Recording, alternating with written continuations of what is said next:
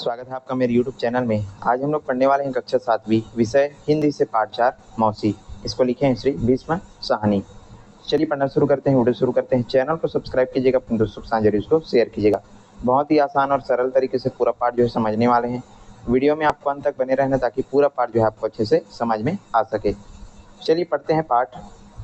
प्रस्तुत कहानी एक स्त्री के मानवीय लगाव और स्वभाव के उदात्त स्वरूप का वर्णन है, जो सबके सुख दुख में अपनी पहल और प्रतिबद्धता के साथ शामिल होती है। एक स्त्री, एक महिला के बारे में ये जो है कहानी है, जो कैसी थी, सबके साथ जो है सबके सुख दुख में क्या करती थी, वो जो है साथ देती थी। मतलब सबके घरों में जाकर के उनका सुख दुख में वो जो है साथ देती थी। वह बड़ों के लिए ही नहीं, बच्चों के साथ भी उनके खेल खिलौने और कथा संसार के आनंद में पूरी दुनिया में शामिल रहती थी। बड़ों से लेकर के बच्चों तक सबके साथ वो जो है रहती थी और उनके साथ वो जो है खेला करती थी। लेकिन सबके काम आने वाली मौसी जब बीमार पड़ती है तो उसके साथ किस प्रकार उपेक्षा का व्यवहार होता है, जानना करुणा लगता है। लेकिन एक बार जब वो जो है बीमार पड़ जाती है तो उससे उसके साथ जो है अच्छा व्यवहार नहीं किया जाता। तो इसी को हम जो है इस पाठ में पढ़ने वाले हैं। बच्चों की आत्मीय और रागात्मक भाव मौसी के इस एहसास को जागृत कर देती है, जिसमें मौसी बेहद विश्वास के साथ कहती है कि अब मैं मर भी जाऊं तो तुम लोगों को छोड़ करके नहीं जाऊंगी। तो क्या क्या होने वाला है इस पाठ में, सारी चीज़ें जो है हम समझने वाले हैं, देखने वाले हैं और बहुत मज़ा इस पाठ को पढ़कर आने वाला है। और इस वीडियो के बाद पूरी सारी जो पाठ है अच्छे से आपको समझ में आ जाएगी। चलिए पाठ पढ़ते हैं। उसे सब मौसी कहकर पुकारते थे, बच्चे भी और बड़ी उम्र के लोग भी। किसी के घर बच्चा बीमार होता तो सबसे पहले मौसी को ही बुलाया जाता था।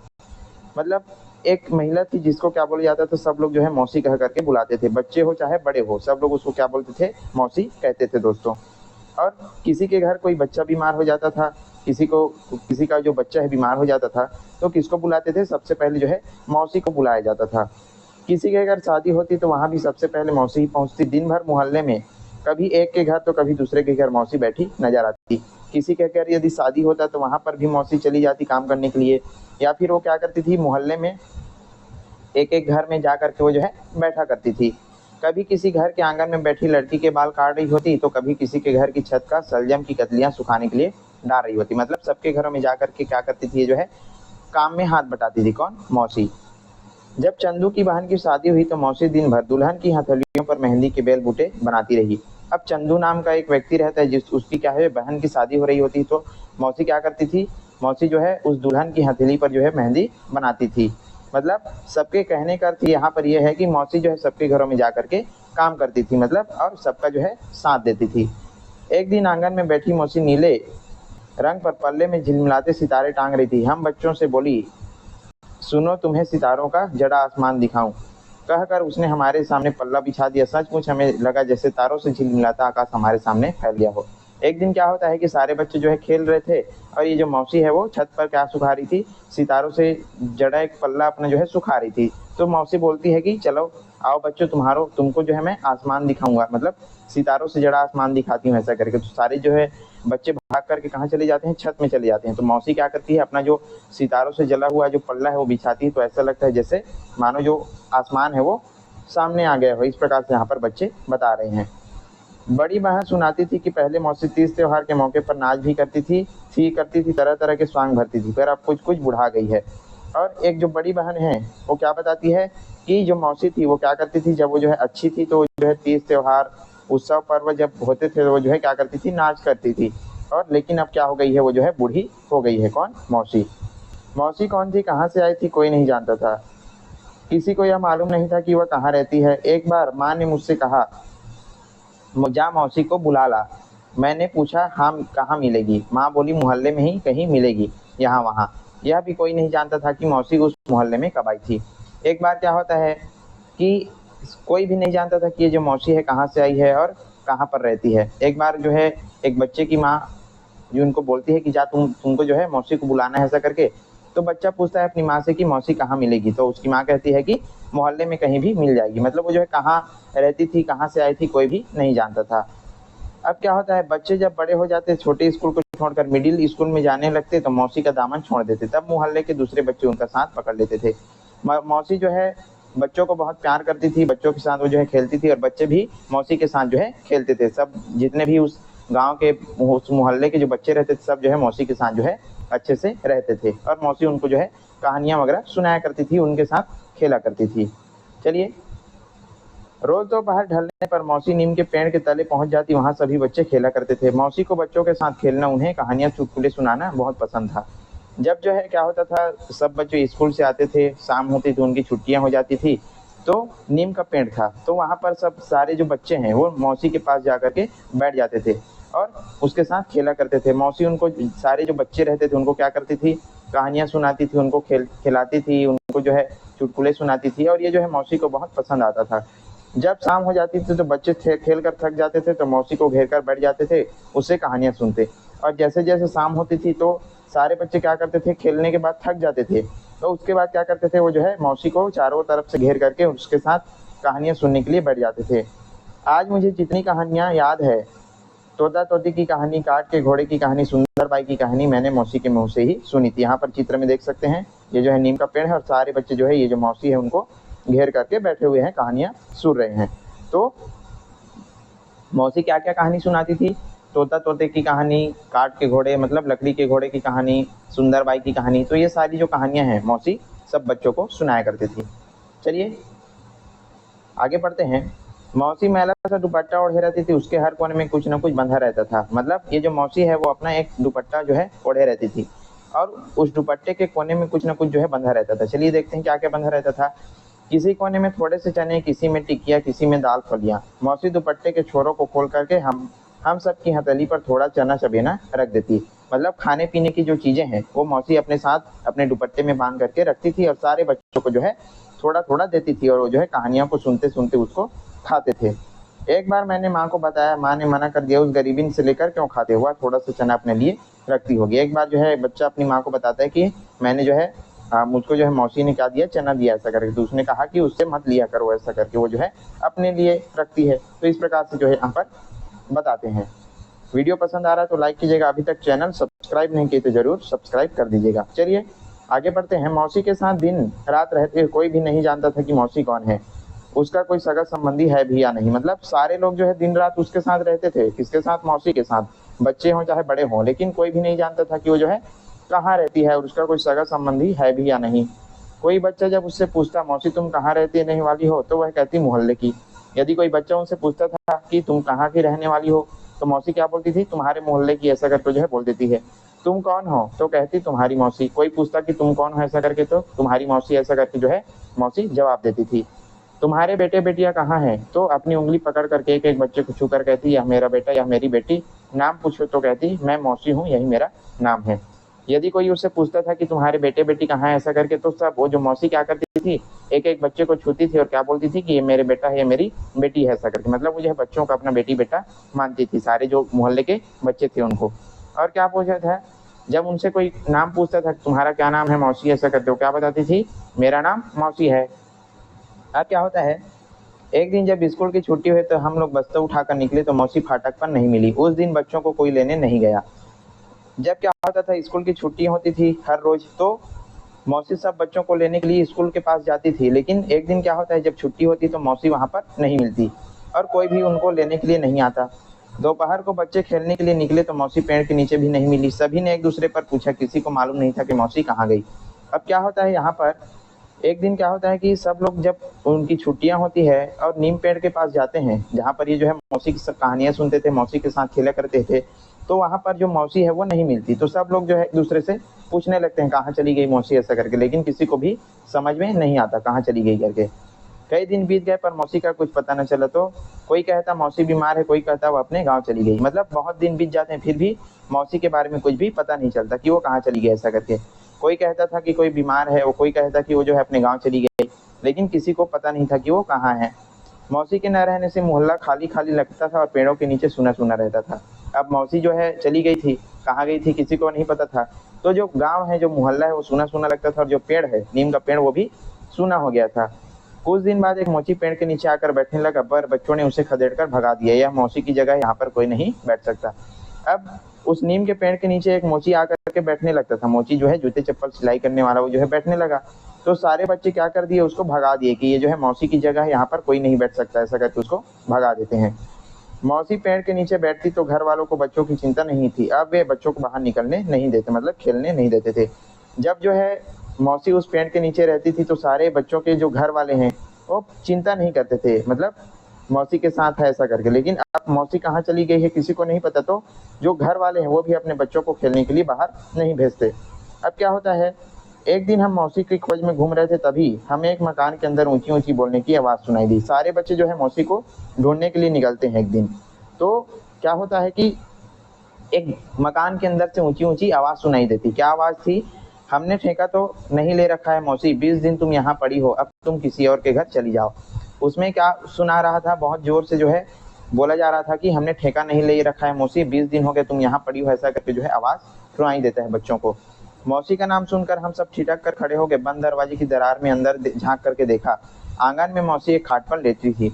अब सारे बच्चे उस आवाज़ को सुन करके उस घर की तरफ जो है जाते हैं, तो अंदर में क्या देखते हैं कि मौसी जो है आंगन में खाट पर लेटी हुई है, बाल उलझे हुए और चेहरे पर पीला और सूखा हुआ था। उसके पास खड़ी एक औरत उसे डांट रही थी, मतलब मौसी को जो है डांटा जा रहा था, और उसका जो तबीयत था खराब था, किसका, मौसी का। मैं चली जाऊंगी, जरा शरीर संभल जाए, तू अपने गांव चली जा, गांव में मेरा कौन बैठा है। कहती कहती मौसी रुआंसी हो गई, मतलब मौसी कहती है कि मैं जब मेरा तबीयत सही हो जाएगा मैं चली जाऊंगी, ऐसा करके।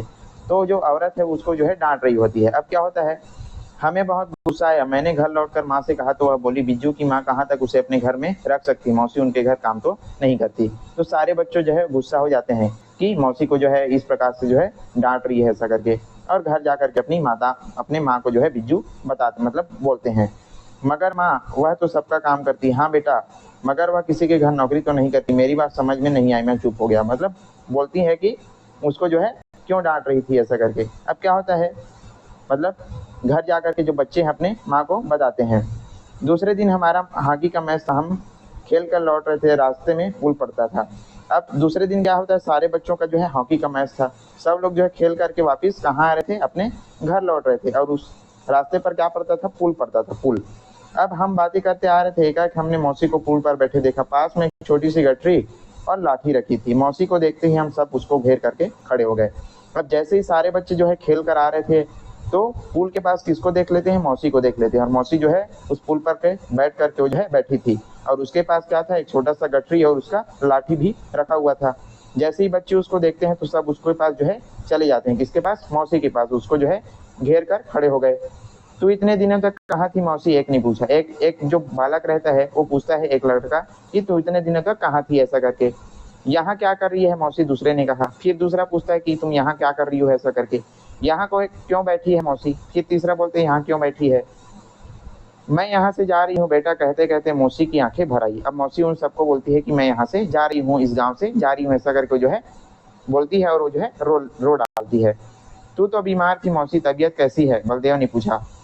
बलदेव नाम का एक लड़का पूछता है कि तू तो बीमार थी, अब तुम्हारी तबीयत कैसी है मौसी, करके। बेटा अब ठीक हो गई, देखते नहीं अपने पैरों पर चल करके यहाँ आ गई हूँ। तो मौसी बोलती है कि मैं अब स्वस्थ हूँ, ठीक हूँ, ऐसा करके। तू क्यों जा रही है मौसी, तू मत जा। मतलब सारे बच्चे उनको बोलते हैं कि तुम जो है हमको छोड़ करके मत जाओ, ऐसा करके। मैं बूढ़ी हूँ ना बेटे, अब फिर से जवान होकर के आऊंगी, मौसी ने मुस्कुराते हुए कहा। अब मौसी उनको बोलती है कि मैं फिर से जवान होकर के आऊंगी, अब मैं बूढ़ी हो गई, ऐसा करके। हमारे लिए क्या लाएगी मौसी। सारे बच्चे उनको पूछते हैं कि जब तुम जाओगी तो हमारे लिए क्या लाओगी, ऐसा करके। लाऊंगी चना चबेना लाऊंगी, गुड़ शक्कर लाऊंगी, लड़कियों के लिए मोती लाऊंगी, मौसी ने कहा। मतलब तुम्हारे लिए मैं खाने पीने की गुड़ चना चबेना गुड़ शक्कर ये सारी चीजें जो है लाऊंगी, ऐसा करेगी। जो मौसी है वो सारे बच्चों को समझाती है। थोड़ी देर तक मौसी के पास बतिया कर लड़के आगे बढ़ गए, पर थोड़ी दूर जाकर मुड़ कर देखा तो मौसी पुल पर बैठे रो रही थी। अब सारे बच्चे जो है उनसे बातें करते हैं और चले जाते हैं। लेकिन जैसे ही वो जो है पीछे मुड़ करके देखते हैं तो मौसी क्या कर रही थी, वो जो है बहुत रो रही थी पुल पर बैठ करके। उसकी आंखें ऐसे छलछलाई कि आंसू थमने ही नहीं, मतलब बहुत ज्यादा वो जो है रो रही थी, उसकी आंख से जो है आंसू जो है नहीं रुक रहे थे। सहसा सभी लड़के लौट पड़े। अब सारे जो है बच्चे मौसी को रोता देख करके उसकी ओर फिर से चले जाते हैं। हम तुम्हें कहीं नहीं जाने देंगे मौसी, तू हमारे साथ वापस मोहल्ले में चल, सबने एक स्वर में कहा। अब सारे बच्चे क्या बोलते हैं कि हम तुमको जो है कहीं नहीं जाने देंगे मौसी, तुम हमारे साथ चलो, ऐसा करके सारे जो बच्चे हैं वो उनको बोलने लगते हैं। नहीं बेटा, अब मुझे जाना ही है, मौसी हकलाते हुए बोली। तो मौसी की तबीयत खराब थी, तो वो क्या बोलती है कि नहीं मैं जा रही हूँ, ऐसा करके जो है बोलती है। लेकिन सारे बच्चे उनको जीत करते हैं, पर लड़के न माने। 2-3 जने भाग कर सड़क पार गए, जहाँ एक दुकान के सामने खाट बिछी थी। वे खाट उठा जबरदस्ती बैठा दिए। अब 2-3 लड़के क्या करते हैं, सामने की दुकान में जाते हैं, जहाँ पर एक क्या था, खाट था। कुछ इस प्रकार से चित्र में देख सकते हैं खाट। तो उस खाट को उठा करके जो है ला लेते हैं और उसको उसमें जो है मौसी को जो है बैठा देते हैं। साथ में गठरी और लाठी भी रख ली, मतलब जो गठरी और जो लाठी थी मौसी की वो जो है रख लेते हैं। फिर खाट उठा करके सब बच्चे मोहल्ले की ओर चल देते हैं। उस खाट को पकड़ करके सारे जो बच्चे हैं मौसी को उसको बिठा देते हैं और सब लोग कहाँ चले जाते हैं, मोहल्ले की ओर चले जाते हैं। अब क्या होता है, खाट को बच्चे सीधा नीम के पेड़ के नीचे ले आए। अब सब जो है ये जो खाट है उसको कहाँ पर ला लेते हैं, नीम के पेड़ के नीचे, जहाँ पर जो है मौसी बैठा करती थी। कन्हैया भाग करके अपने घर से दरी और तकिया ले आया। और ये कन्हैया नाम का लड़का रहता है, कहाँ क्या लाता है, अपने घर से तकिया और दरी ले लाता है। योगराज अपने घर से एक कटोरा दूध लाया। योगराज नाम का लड़का अपने घर से क्या लाता है, दूध लाता है। गोपाल अपने घर से लैंप उठा लाया, जिसे उसके घर वाले रात को सीढ़ियों पर रखा करते थे, और गोपाल जो है लैंप ला लेता है। बलदेव के पिताजी डॉक्टर थे, वह भागता हुआ गया, अपने पिताजी को दुकान से खींच कर लाया। मौसी बीमार है, आप चल करके देखिए। अब बलदेव के पिता कौन थे, डॉक्टर। तो बलदेव क्या करते हैं, अपने पिताजी के पास जाता है और बोलता है कि मौसी की तबीयत खराब है, आप चलकर देखो। ऐसा करके जो है मतलब सारे जो लोग हैं, सारे जो बच्चे हैं मौसी का क्या करते हैं, देखभाल करते हैं। लड़के आपस में बारियां बांधने लगे कि मौसी के पास रात में पहर कौन रहेगा और दूसरे पहर कौन रहेगा। उन्हें डर था कि मौसी को अगर अकेला छोड़ दिया तो वह भाग जाएगी। सारे बच्चे क्या करते हैं कि हम जो है रात को यहीं पर रुकेंगे मौसी के पास, ऐसा करके जो है सोचने लगते हैं। यदि हम नहीं रुके तो मौसी भाग जाएगी, ऐसा करके जो है एक दूसरे की पारी लगाने लगते हैं कि हम इतने समय ये रहेंगे, इतने समय ये रहेगा, ऐसा करके। अब क्या होता है, अब मैं मर भी जाऊं तो तुम लोगों को छोड़ करके कहीं नहीं जाऊंगी, मैं तुम्हारे पास ही रहूंगी, तुम जाओ अपने अपने घर। मौसी क्या बोलती है कि अब मैं तुमको छोड़ करके नहीं जाऊंगी बच्चों, ऐसा करके उनको समझाती है, और तुम अपने घर चले जाओ, ऐसा करके। जब मौसी ने तसल्ली दी तब जाकर सबको चैन आया। इस तरह मौसी मोहल्ले में लौट आई, और इस प्रकार से मौसी उस मोहल्ले में फिर से लौट आती है। बच्चों ने उसे जाने ही नहीं दिया। फिर तो वह स्वयं भी कहने लगी, अब मैं सड़क पट्टी पर सो जाऊं करूंगी, पर अपने बच्चों को छोड़ करके नहीं जाऊंगी। मौसी बोलती है कि मैं तुमको कभी भी छोड़ करके नहीं जाऊंगी बच्चों, ऐसा करके। बच्चों के उत्साह को देख करके बच्चों के घर वालों को भी मौसी की चिंता होने लगी। अब बच्चों के घर वाले भी मौसी की चिंता करने लगे। शीघ्र ही मौसी के रहने के लिए जगह मिल गई। हमारे स्कूल के हेडमास्टर ने उन्हें काम पर रख लिया, वहीं पर एक कोठरी में रहने के लिए जगह दे दी। अब क्या होता है, मौसी को जो है काम पर रख लिया जाता है। कौन रखता है, जो हेडमास्टर रहता है उस गांव का, स्कूल का जो हेडमास्टर है वो जो है मौसी को काम पर रख लेता है, उसके रहने के लिए भी जगह दे देता है। इस बात को बहुत बरस बीत चुके, मौसी अब भी वही है। वह सचमुच बुढ़ा गई है लेकिन तंदुरुस्त है। मतलब ये जो बात है बहुत साल पुराना है, और मौसी अब भी वहां पर रहती है, और लेकिन वो क्या हो गई है, बूढ़ी हो गई है। पोपले मुंह से हंसती है तो बड़ी प्यारी लगती है, और अब जब हंसती है वो जो है अपने मुंह से, तो कैसी लगती है, प्यारी लगती है, इस प्रकार बताया जा रहा है। अब वह स्कूल की प्याव में बैठी बच्चों को पानी पिलाती है। जब जाड़े के दिन आते हैं तो प्याव से हट करके स्कूल के आंगन में धूप में बैठ जाती है। आधी छुट्टी के वक्त बच्चे उसे घेरे रहते हैं।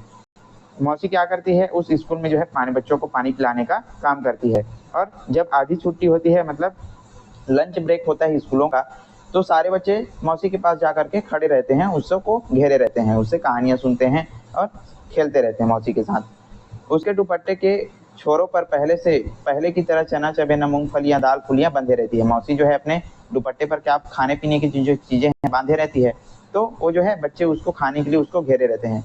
मौसी बच्चों को कहानियां सुनाती, सुंदरबाई की कहानियां, काट के घोड़े की कहानी, तोता तोती की कहानी। और जब छुट्टी होता है तो मौसी क्या करती है, उन बच्चों को कहानियां सुनाती है। कौन कौन सी, सुंदरबाई की कहानी, काट के घोड़े मतलब लकड़ी के घोड़े की कहानी, तोता तोती की कहानी। उसे सबकी खबर रहती है। कभी कभी लाठी टेकते मोहल्ले के चक्कर काटती है, मतलब सारे लोगों की खबर वो जो है रखती है, कौन, मौसी। और कभी कभी जो है मोहल्ले के चक्कर भी काट लेती है। सभी घरों में झाँक कर घर वालों की कुशल छेप पूछती है, फिर अपने घर वो जो है लौट आती है, मतलब सबके घरों में जाती है और उनका कुशल मंगल वो जो है पूछती है। तो ये था आज का हमारा पाठ मौसी, और यहीं पर आज का हमारा ये जो पाठ है वो समाप्त होता है। आई होप आपको पूरा पाठ जो है अच्छे से समझ में आ गया होगा। यदि वीडियो पसंद आया तो लाइक कीजिएगा, ज़्यादा से ज़्यादा इसको जो है शेयर करना है अपने दोस्तों के साथ, और आपको इसका प्रश्न उत्तर का वीडियो जो है देखना है तो मुझको कमेंट में बता सकते हैं। बहुत ही बढ़िया तरीके से इसका प्रश्न उत्तर का वीडियो हम आपके लिए बना करके लाएंगे। चलिए मिलते हैं इसी प्रकार के अन्य वीडियो के साथ, तब तक के लिए पढ़ते रहिएगा। धन्यवाद।